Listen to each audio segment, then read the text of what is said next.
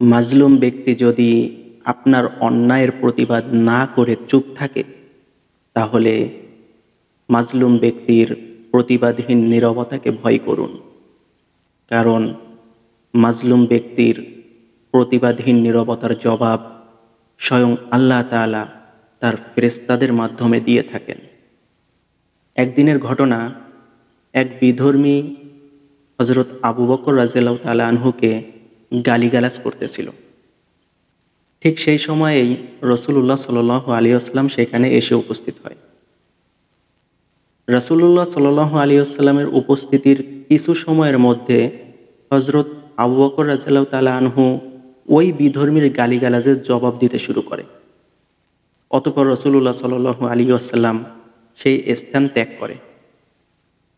এরপর আবু বকর রাদিয়াল্লাহু তাআলা আনহু রাসূলুল্লাহ সাল্লাল্লাহু আলাইহি ওয়াসাল্লামের কাছে গিয়ে রাসূলুল্লাহ সাল্লাল্লাহু আলাইহি ওয়াসাল্লামকে জিজ্ঞাসা করে, ইয়া রাসূলুল্লাহ, যখন আমি ওই বিধর্মীর গালিগালাজের জবাব না দিয়ে চুপ ছিলাম, তখন আপনি সেখানে উপস্থিত ছিলেন।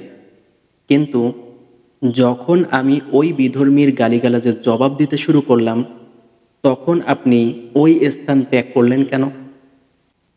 অতঃপর রাসূলুল্লাহ সাল্লাল্লাহু আলাইহি ওয়াসাল্লাম বললেন, হে আবু বকর, যখন তুমি ওই বিধর্মীর গালিগালাজের জবাব না দিয়ে চুপ ছিলে, তখন আল্লাহ তাআলা ফেরেশতাদের মাধ্যমে ওই বিধর্মীর গালিগালাজের জবাব দিচ্ছিল। আর যখন তুমি ওই বিধর্মীর গালিগালাজের জবাব দেওয়া শুরু করলে, তখন আল্লাহর প্রেরিত ফেরেশতারা ওই স্থান ত্যাগ করতে শুরু করল। এজন্য আমিও ওই স্থান ত্যাগ করলাম।